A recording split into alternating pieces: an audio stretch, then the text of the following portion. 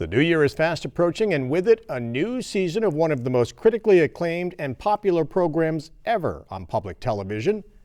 Masterpiece's Downton Abbey is beginning its 5th season on January 4th here on Mountain Lake PBS. The series, set in the fictional Yorkshire country estate of Downton Abbey, depicts the lives of the aristocratic Crawley family and their servants. There is a special screening of the premiere episode of Season 5 coming up next week in Lake Placid, which we'll talk about in just a few minutes. But first, about 24 Mountain Lake PBS members traveled to England this fall to discover the world of Downton Abbey, touring the historical sites from the series, including Highclere Castle, which is, of course, the setting for Downton Abbey. Janine Sherline is the Director of Fundraising and Business Development at Mountain Lake PBS, and Eunice Hicks is a longtime member of the station from just across the border in Ormstown, Quebec. Welcome to you both. Nice to have you here. Thank you. Was this a memorable trip? Oh, yes. It was wonderful. Absolutely wonderful. Highclere Castle is where the series is filmed several months during the year. It looks so impressive on television. What was it like in person? It's jaw-dropping. You go in and you see the leather, Spanish leather on the walls. You go way up to the ceiling. You look at the balcony, that beautiful, marvelous balcony, that staircase where Mary came down when, it's... So many of the scenes where we see the Crawleys coming down that staircase. It was almost hard to take in the fact that we were really there. That's true. And when we went through the different rooms, if you were to say to me, which room is your favorite? It's so hard, but there was one room that is not shown so much on the program, but it was the morning room where one of the countesses had, her picture's on the wall, and she was wearing a green outfit, and they managed to take the same green and paint the ceiling that blended into white. And when you went into there, it was just, you felt the richness and the wealth of everything. I could learn to live like that very easily. I was going to ask you if you had a favorite room in the castle. Well, apart from anything else, as I said, the balcony is marvelous. And that staircase, when I was coming down the staircase, I took each step, I was dedicating it to somebody that had helped me to get on the tour. And somebody said to me, "What are you doing?" And I said, "I am enjoying to the utmost every step of this wonderful staircase." Now, were they filming? They had wrapped up filming for the season. Yes. 2 weeks prior, I think, to our arrival, they had finished their filming for the season. And they're in there for several weeks or several months to film a season? I think so, yeah, and I think that's why it's hard to get into Highclere, because there's filming, but there's a real life family that lives right there. So, you kind of have to pick and choose your moments, and I think they only allow so many days of year where tourists can kind of come in and see and take a tour. That's right. Be there. But it's interesting because the Countess and the Earl, the present Countess and Earl, they realize, and I'm sorry to say this to your audience, but eventually Downton Abbey is going to come to an end. And so the Countess and that is hoping that people will still want to see Highclere for its absolute beauty, because inside it is just wonderful, but it's not a Disneyland place, it's a real building, hundreds of years old. People do live there and have lived there, and when you see the different rooms, the bedroom of Lady Cora, the bedroom of Lady Edith, and that apparently the Countess's sisters, when they come at Christmas time, they stay in those rooms. So it's still being used, even though, today you couldn't keep, the upkeep would be tremendous. That's why this Downton Abbey filming has been an absolute gift. Apparently one of the earls, he didn't spend very much time looking after the castle. So eventually the roof caved in and about 30 bedrooms were demolished and that. So this money has come in and it's enriched them. They've been able to restore everything. And if people will still be interested in Highclere, in and of itself, it's a beautiful, beautiful building. And the grounds, just gorgeous. And we were at the gardens of Blenheim Palace because the gardens of Blenheim Palace were designed by Capability Brown, who was the same designer who designed the gardens of Highclere Castle. So that was very, very special. So the family living there now, they welcome tourists and visitors with open arms? Well, they realize the necessity. I mean, apart from anything else, they realize that it has to be, and it's a gift to them. As long as their place is respected by the tour group or the film group. There was other films that have been done there. And so you have this magnificent building just sitting there. And when you approach it, I mean, as I say, it's just jaw-dropping in its beauty. But also, the people like you are having on PBS recently, you're having descriptions of Scotland, castles in Scotland where people are still living and that. But they have to work very hard to be able to earn the money to be able to, for the upkeep. Sure. And probably viewers wonder, the downstairs where the servants live on the series, is that filmed at Highclere as well? No, they've actually made a replica, and there's a studio in Ealing Studios, I think, in London, so that's all filmed there. So it's interesting when you put the whole series together to realize that some of the actors aren't even really interacting the way that you think that they are. They're, miles and miles apart. The downstairs is miles and miles away. But the grand staircase, the dining room that so many dinners are held, that's at Highclere. And this is the hand that touched the desk that was used by Napoleon Bonaparte. I think that's going back. I mean, all of the furniture in there and the pictures are just so marvelous. You could spend so much time just looking at it. But for me, I did get permission to touch the desk, and she said, go ahead and do it. But you really do feel the history, coming alive. And did you get a chance to spend several hours there and see many of the rooms, or is it only a small part of the castle you actually get to visit and see? Well, it would only be, I mean, as I said, there's over 30 bedrooms, so of course there was only a certain time, but we did have a champagne reception when we first arrived. I mean, we went first class all the way, I gotta tell you. And no, it was certain restricted things, but as I said, the morning room, which I fell in love with, that is not really shown, except in the early episodes, that was shown once, where they were sitting in there. But other than that, it's mainly was the dining room, the library, and the foyer, and the balcony, and we did get to go upstairs, so you do see some of those bedrooms that were used. And one of the tour participants remarked that it was interesting, those rooms were far less sort of grand, because I think everybody, when their guests would come, would be more downstairs in the library in that sort of grand entryway rather than spending time upstairs. So were some of the main rooms set up as television studios? Did they have mounted lights, and could you see evidence that no, everything was back to was normal sort of thing. There is a skylight at the top, but when they're doing the filming, they black it out so that there's no reflected light. But when we were going through, it's back to normal. And I'm sorry, I interrupted you, Eunice. You were going to say something after.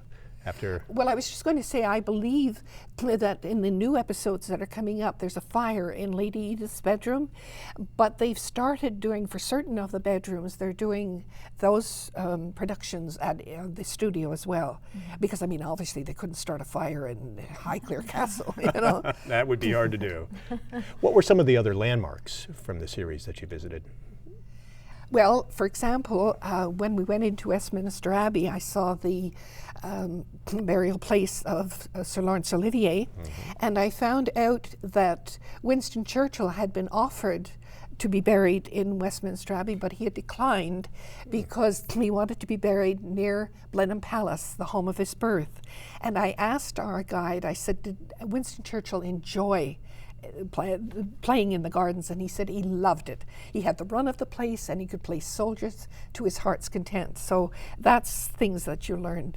We were invited to go to the Oxford Union, and we went into the debating room, and I sat on the bench where Mother Teresa had sat. And again, some people might think that it's not important, but for me that was very, very important. We went through Buckingham Palace, and I felt very much at home.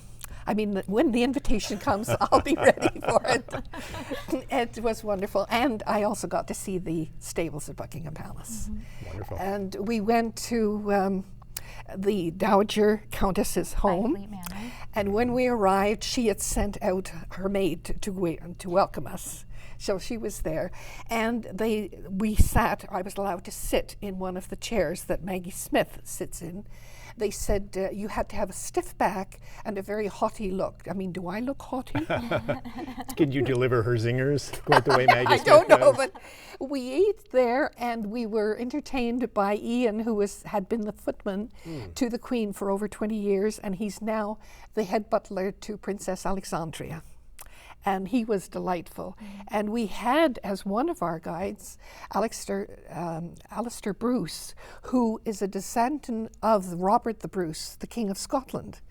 And he is an OBE. He's one of the Queen's heralds, and he was full of knowledge. I mean, he was just an absolute delight to filling us in on different things, because he's the historical advisor to Downton Abbey. What he says goes. If they're doing something with the settings of the places in the dining room, which is a lovely room, by the way, if he says no, then it's no question.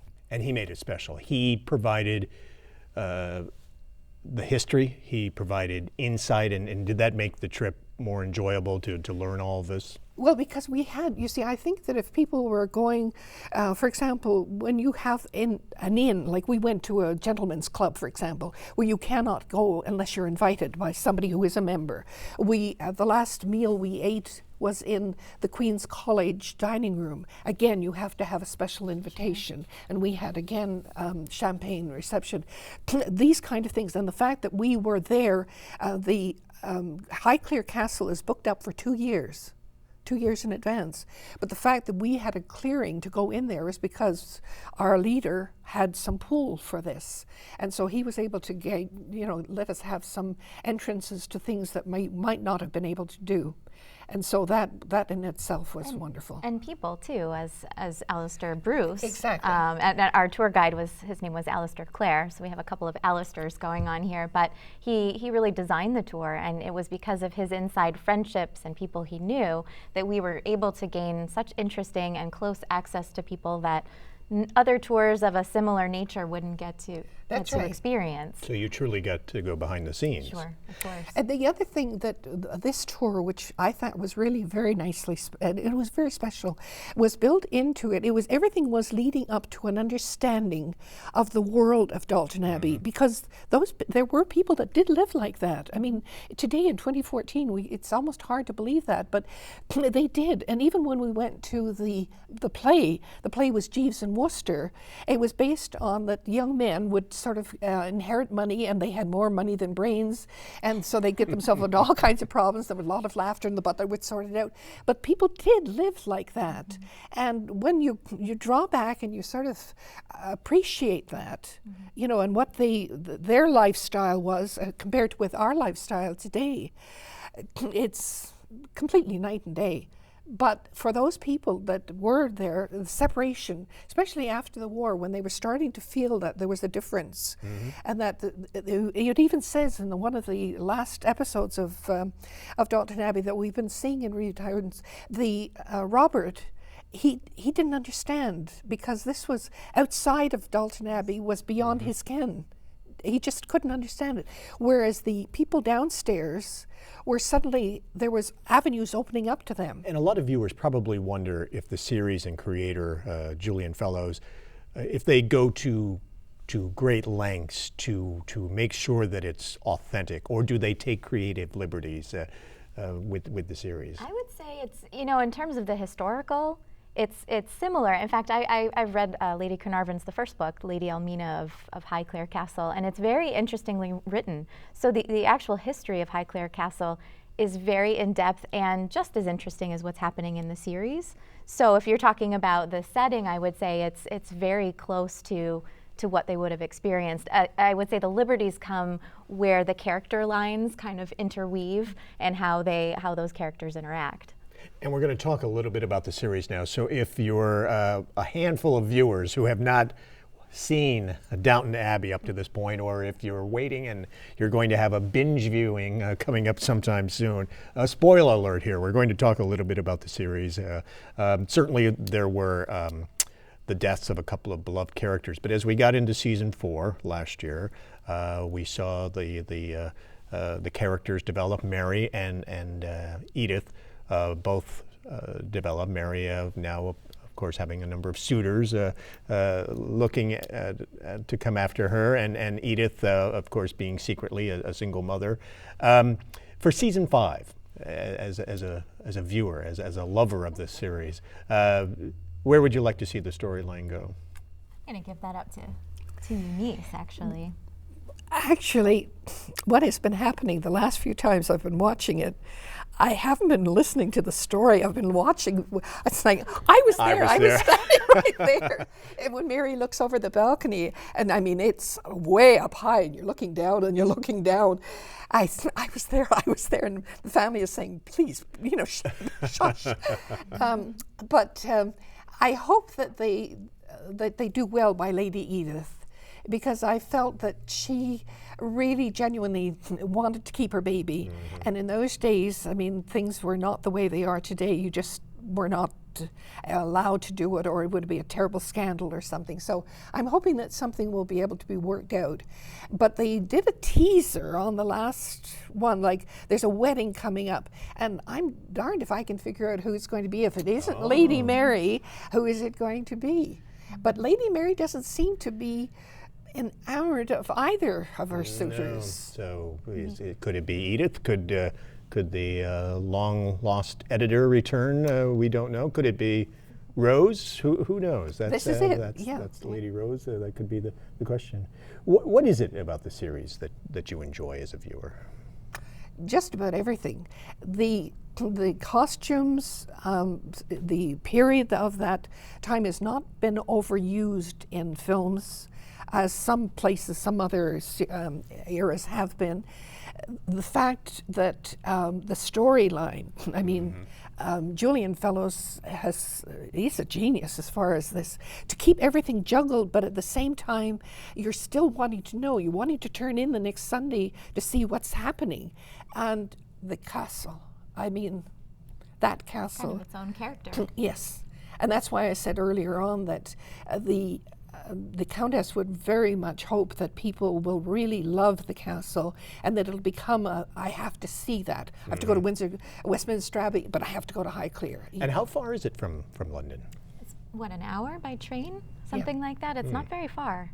So it's doable for tourists to go visit it. Mm-hmm. And it's closer to Oxford. It's very close. Mm-hmm. Yeah. 10 minutes or so. And we also, when you're talking about going there, we also went to the church where Mary and Matthew were married. Mm-hmm. We also walked in Brampton, which is the little town that they film outside scenes. Oh, the downtown for Downton Abbey. Downton, yes. Ah. And so we were there, so we were privy to sort of walking around and walking in their footsteps, shall we say.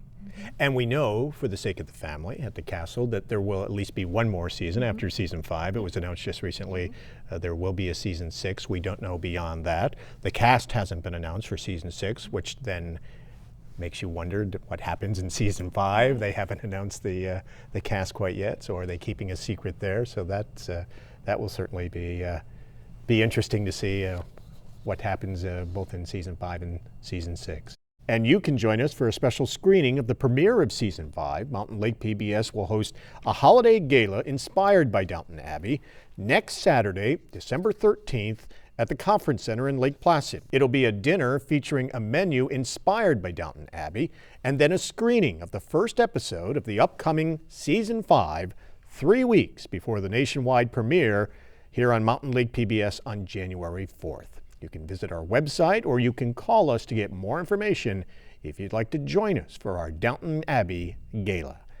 Many people describe certain trips as a trip of a lifetime. For you, was this a trip of a lifetime? Absolutely. But there were so many pieces that came together. It was like a perfect storm, but in a very nice way. And if I may, I'd like to say, first of all, the weather was marvelous. We had just gorgeous weather. Then our leader, Alistair Clare, who looks like a young Christopher Plummer and has a gorgeous voice. He smoothed everything. I mean, we lived for 9 days. We lived like aristocrats. You just got up and you got onto your chariot and off you went. So a Christopher Plummer out of The Sound of Music. Exactly. That era. Yes. And then we had the individual guides wherever we went. They were our own private guides in the House of Lords, the Westminster Abbey, Buckingham Palace, everywhere. We had our own private guides. And these people were not only knowledgeable, they were experts. Like, for example, Ian, who had worked for as a footman for Her Majesty Queen Elizabeth II, and now works for the Princess Alexandria. They seemed to not only be able to understand and give an appreciation, but they seemed to enjoy sharing it with us. And that was a key, because it wasn't a tape, that was just going on. They were really sharing their joy and happiness of the things. Then we had Janine, who was, she worked so hard and still at time every day to make sure that we were all happy, that everything was going smoothly. She and I went to the gardens at Stan Easton, and we met one of the pussycats there. And last but not least was the tour group itself. They came from all different walks of life. One man was from North Carolina, some from Vermont, some from New York. In Canada, one lady was from LaSalle anyway. Harriet was from Montreal, Keith was from Lachine. Annick Troussier, who was my roommate, she was from Brossard, and I was from Quebec. And they brought richness to that tour, so that it was laughter on the bus, laughter at the tables. When we were deposited at Terminus 2, the Queen's Terminal, the Canadian contingent was deposited there, and the bus was taking off, I saw the bus go, and I thought, I will perhaps never see some of those people again. But they enriched my life for 9 days, and that was wonderful. We had two things in common. One was we all shared a love of Downton Abbey. And the second, we all shared a love of public broadcasting. And quite frankly, you can't get better than that. Well said. Ladies, thank you very much for taking the time to be with us. We'll all be tuning in on January 4th for the 5th season of Downton Abbey here on Mountain Lake PBS.